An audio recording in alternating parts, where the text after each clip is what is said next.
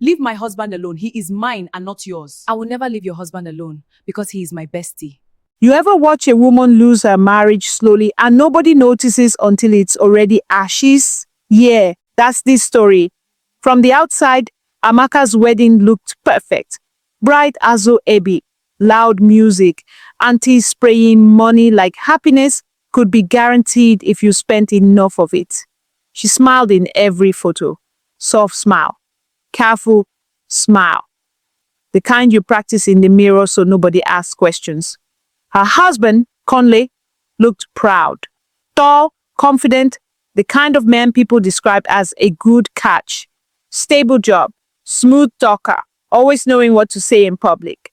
Families approved, church approved, even the neighbors approved, and neighbors are usually the hardest critics. Standing right beside him that day was his best friend, Yvonne. If you didn't know better, you'd think she was part of the bridal train. She laughed the loudest, adjusted his tie, wiped a stain off his sleeve like it was second nature. People joked about how close they were. Amaka laughed too. Here's the part that hurts. She noticed. Every look, every private joke, every time Yvonne touched his arm and he didn't pull away. She noticed. She just told herself it meant nothing. That was the first lie she swallowed. You know those people who apologize when someone steps on their foot? That was Amaka. She had mastered the art of shrinking herself so other people could stay comfortable. It didn't start with Kunle. It started years before, his small, everyday moments nobody thinks are serious. At restaurants, if her order came wrong, she'd say, "It's fine," and eat it anyway. Here's what I mean. She once asked for grilled fish and got fried chicken instead.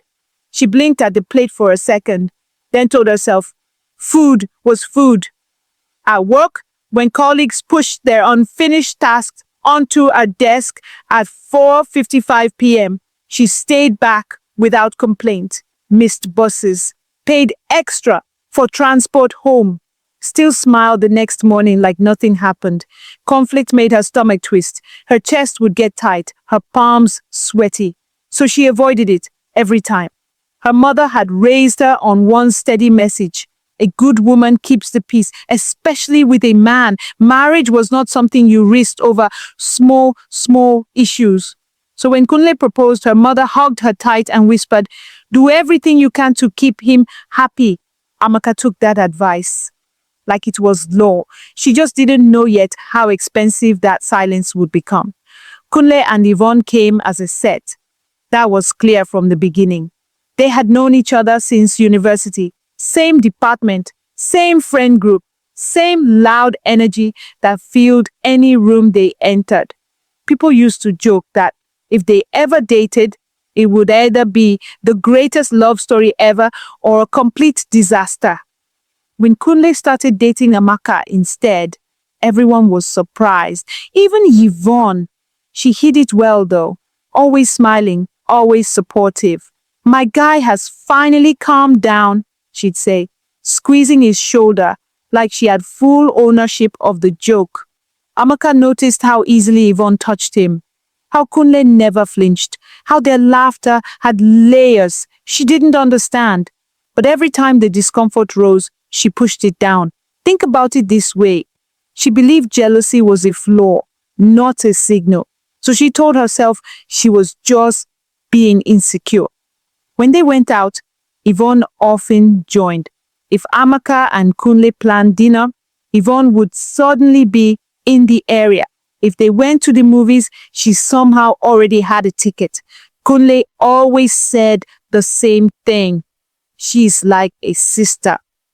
Amaka wanted to believe that. So she smiled, nodded, made space. She didn't realize she was slowly being moved out of her own place in his life. The first real crack showed up on a birthday. It was Yvonne's birthday, not Amaka's. Still, that day told her everything she needed to know, even if she refused to read the signs. Kunle had been busy all week, late nights, endless calls, quick replies to Amaka, but long voice notes sent when Yvonne's name lit up his screen. Amaka noticed the difference. She just didn't call it out. On the morning of Yvonne's birthday, Kunle left early, said he had meetings. By afternoon, pictures started flooding social media. Surprise dinner, rooftop restaurant, fairy lights, a gold necklace in a velvet box. Caption under Yvonne's post read, "To the one who has always had my back." Amaka stared at the words longer than she meant to. That evening, Kunle came home tired but cheerful. He handed Amaka a small takeaway pack. "I brought your cake," he said casually. "From the party." "The party?" She thanked him, even smiled. Later that night, alone in the bathroom, she sat on the edge of the tub and tried to explain the ache in her chest. Here's what she told herself. "It's just a birthday. Don't make drama out of nothing." So she swallowed it again. Valentine's Day was worse, not loud worse, quiet, humiliating worse. Amaka had planned something simple. She cooked Kunle's favorite peppered turkey, set out candles she bought from a roadside vendor, and even changed the bed sheets to the red set they got as a wedding gift. She wanted effort to matter. Kunle came home late, smelling like expensive cologne that wasn't his usual one. He kissed her forehead like she was a younger sister and dropped a box on the table. Inside was a blender. "I remember you said we needed one," he said, already loosening his tie. She nodded. She had said that months ago. Later that night, while scrolling before bed, she saw Yvonne's post. A bouquet of roses, a slim gold bracelet, a caption that made Amaka's chest go tight. "Some people just understand your heart." Kunle's name was in the comments with a red heart. Amaka lay in the dark staring at the ceiling. Here's the part she didn't want to admit. It wasn't about money. It was about intention, thought, romance. She turned to face his back as he slept. Then she did what she always did. She told herself she was overreacting. Yvonne's visits stopped feeling random. They started feeling scheduled, like she had a key no one else could see. Sunday afternoons were the worst. That was supposed to be quiet time. Laundry, soft music, maybe a nap together. Instead, Yvonne would show up with takeaway packs and stories from her week, dropping onto the couch like she lived there. Kunle would light up. You could actually see the change. His voice got louder. His jokes got faster. He leaned toward her when she talked, like the rest of the room faded out. Amaka would sit in the same space and feel invisible. One afternoon, Yvonne stood in the kitchen beside Kunle, laughing as they cooked. Their shoulders brushed, their hands touched over a spoon. Small things, easy to dismiss if you wanted peace more than truth. Amaka stood by the sink washing plates that were already clean. Here's what hurt most. Kunle never noticed her silence. Or maybe he did and found it convenient. When Yvonne left that evening, she hugged him tight and said, "Don't forget tomorrow." Amaka asked what was happening tomorrow. Kunle waved it off. "Just something small." She didn't ask again. But that night, sleep didn't come easy. The anniversary came quietly. No countdown, no excitement. Just a date on the calendar Amaka refused to ignore. Kunle had been distant all week, glued to his phone, stepping outside to take calls. When she asked who it was, he said, "Work stress," and she nodded like that made sense at 11 p.m. Still, she planned something, not grand, just thoughtful. She cooked his favorite jollof, the smoky patty style he loved, fried plantain till the edges curled just right, and grilled fish with pepper sauce that made the kitchen smell alive. She even wore the blue dress he once said it made her look soft. Candles, table set, music low. The door opened. Kunle walked in laughing. With Yvonne. They were mid-conversation, close enough that their arms kept brushing. He stopped when he saw the table. "Oh, you did all this?" "It's our anniversary," Amaka said. Yvonne clapped lightly. "Oh, that's so sweet. Hope there's enough for me." Here's what Amaka felt in that moment. Not anger first, embarrassment, like she had tried too hard for someone who barely noticed. Kunle said Yvonne didn't want to be alone. Said it would be rude to send her away. Amaka swallowed the word no again. And just like that, their anniversary became a dinner for three. Dinner felt like a show Amaka hadn't agreed to perform in. Kunle and Yvonne talked across the table like she wasn't there. Old stories from university. People she had never met. Trips they took before he ever knew her. Every now and then, Kunle would say, "You remember that day?" And Yvonne would burst into laughter, leaning forward, touching his arm. Amaka chewed slowly, tasting nothing. Then Yvonne smiled at her. "The food is nice," she said sweetly, "but you should let me teach you my jollof recipe. Kunle likes mine with more spice." Kunle chuckled. "Hers is actually very good," he added, like he was being fair. "But this is fine too." Fine. Something shifted in Amaka's chest. Not loud, not dramatic, just a quiet line being crossed. "If he wanted your cooking," she said, voice shaking but steady enough, "he should have gone to your house." Silence dropped heavy on the table.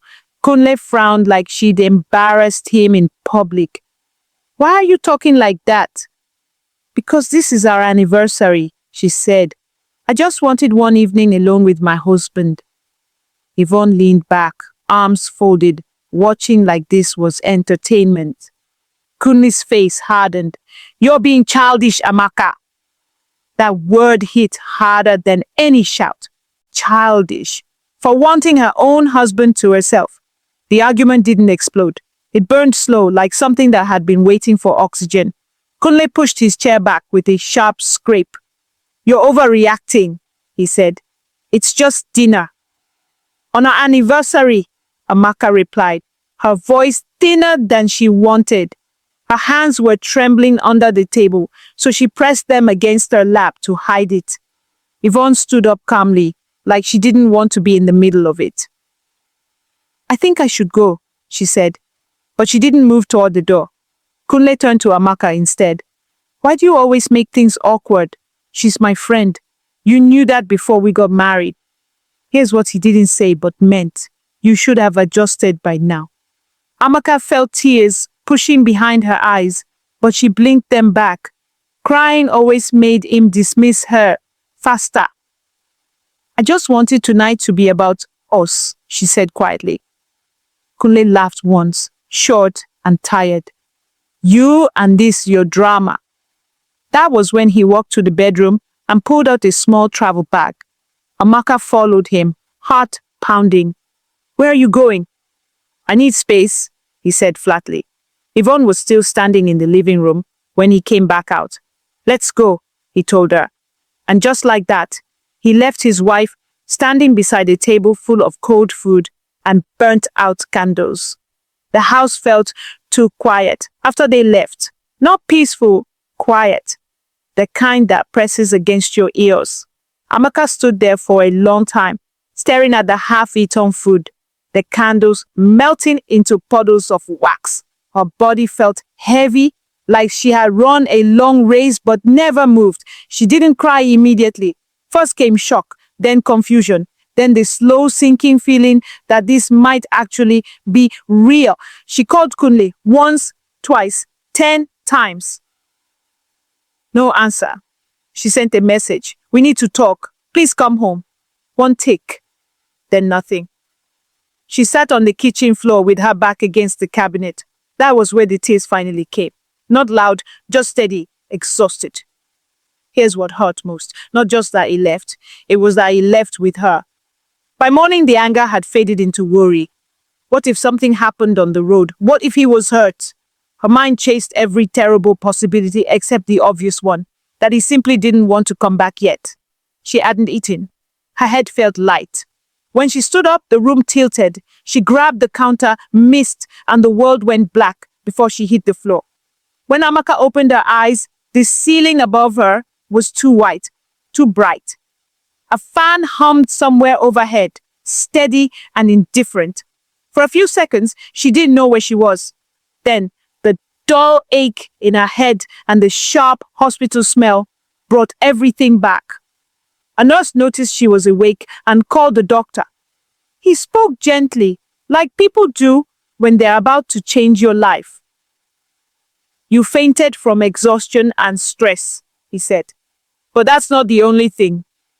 Amaka's fingers tightened around the bedsheet. You're pregnant. Very early, but clear. The word hung in the air. Pregnant.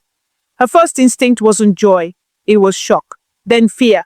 Then something soft and fragile that felt like hope, trying to survive in the middle of a storm. She placed a hand over her stomach without thinking. 3 weeks, the doctor explained. The baby was fine for now. She needed rest. Rest. Her husband didn't know. He wasn't answering. And the one person always beside him was the same woman who had walked out of her house with him. Amaka asked for her phone the moment she was alone. She called Kunle again. This time, the call didn't even ring. Amaka tried calling again. Same result. The call ended before it even began. She stared at her phone screen like it had personally betrayed her. Then she tried a message. I'm at the hospital. Please call me. It's important. The message sent. No reply. Her mind started racing in circles. Maybe his battery was dead. Maybe he was still angry. Maybe he just needed time. She kept offering him excuses he had never earned. Back home later that day, the house felt unfamiliar. Too big, too empty. She walked past the dining table where their anniversary dinner had happened and felt her chest tighten all over again. She tried his number that night. Blocked. The realization hit slow and cruel. He didn't just need space. He had cut her off. Desperate, she called one of his close friends. He sounded uncomfortable, like someone dragged into a mess they didn't want. After some hesitation, he gave her Yvonne's number. Amaka's hand shook as she dialed. Yvonne answered on the second ring, voice calm, too calm. Can I speak to Kunle? Amaka asked. There was a pause. Then, he doesn't want to talk right now. Amaka swallowed her pride. Please, it's serious. Yvonne sighed softly. Fine. There's a place he likes. A quiet lakeside park. He'll be there later. You can come and surprise him. It sounded strange, but hope makes people ignore danger. By the time Amaka reached the lakeside park, the sun was already low, turning the sky that dull orange that makes everything feel unreal. The place was nearly empty. Just trees, still water, and the kind of silence that makes you hear your own breathing too loud. Yvonne was already there. She stood near the edge of the water, waving like this was a friendly meetup, and not the most uncomfortable moment of Amaka's life. She wore a light jacket and that same calm expression. Where's Kunle? Amaka asked, scanning the area. He's on the other side, Yvonne said.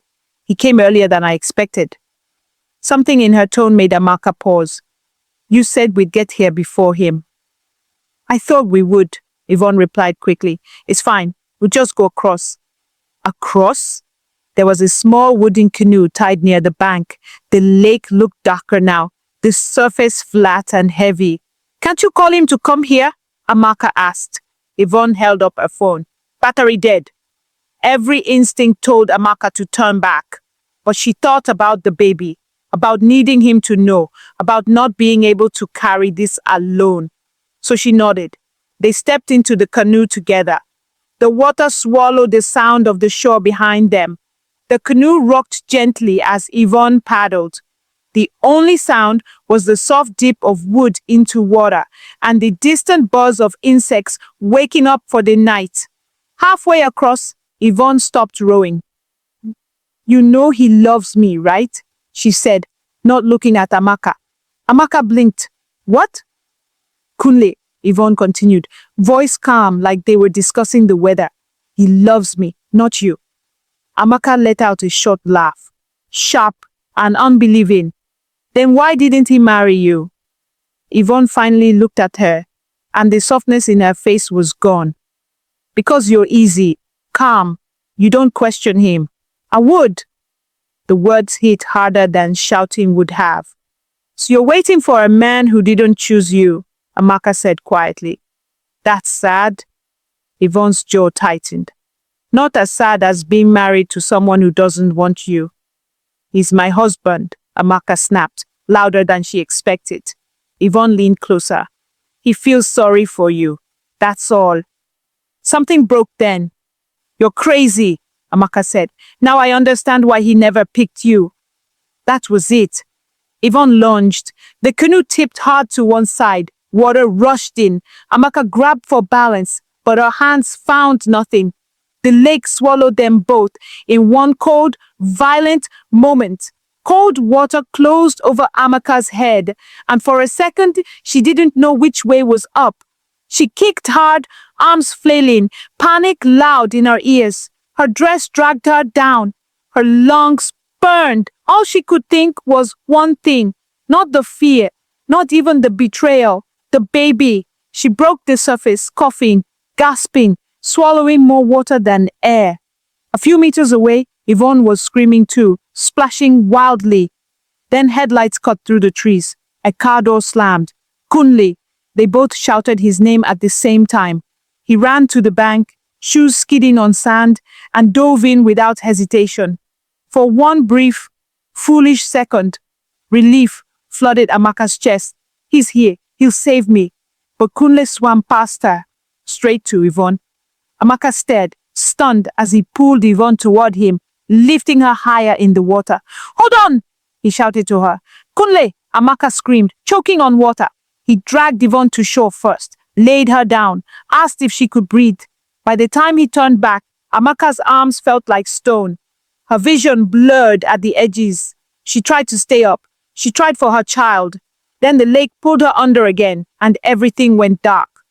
When Amaka opened her eyes again, the world came back in pieces. A beeping sound, bright lights, the taste of dryness in her mouth. Hospital. Her body felt heavy, like it didn't fully belong to her yet. She turned her head slowly and saw Kunle sitting nearby, elbows on his knees, face buried in his hands. He looked up when he heard movement. His eyes were red, tired, afraid. You're awake, he said, standing too fast. Thank God. Amaka didn't answer. She just stared at the ceiling again. A doctor came in and not long after. Calm voice, careful eyes, the kind of tone people use when the news won't land softly. You're stable, she said, but there's something you need to know. Kunle stepped closer, reaching for Amaka's hand. She didn't take it. The pregnancy didn't survive the trauma, the doctor continued gently. The words didn't make sense at first. They floated in the air like they belonged to someone else. Then they settled. Amaka felt it like a quiet collapse inside her chest. No scream, no tears, just emptiness spreading through her. Kunle made a broken sound beside her. She was really pregnant, he whispered, like he still couldn't believe it.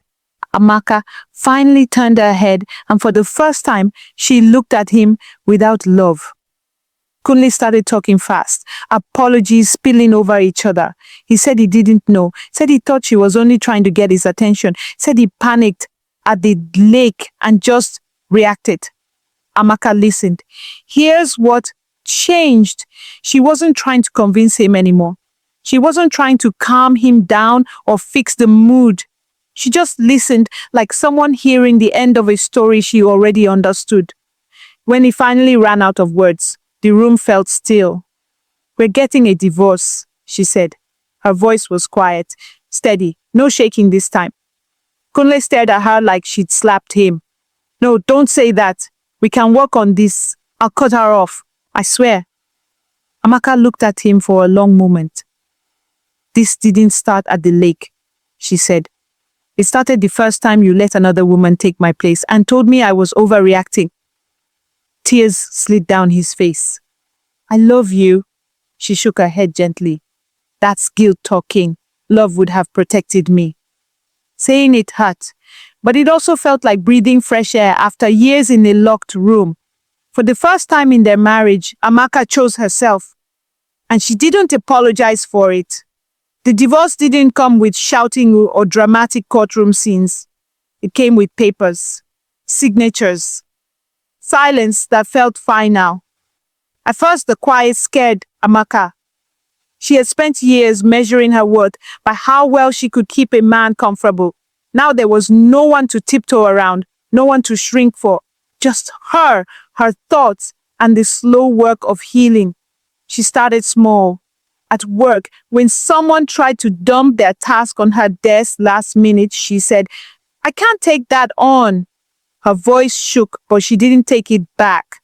The world didn't end. Nobody died. Life moved on. She found a support group for women who had lost pregnancies. The first meeting, she barely spoke. By the third, she shared her story without breaking apart. Pain shared didn't disappear, but it became lighter to carry. Months later, she ran into Kunle at a public event. He looked surprised. She felt calm. No anger, no longing, just distance, like seeing a house you once lived in but no longer belonged to. Here's the truth. Silence doesn't save love. It only hides disrespect until it grows teeth. If this story touched you, drop a comment and tell me what stood out. Like, subscribe, and share with someone who needs the reminder that their voice matters.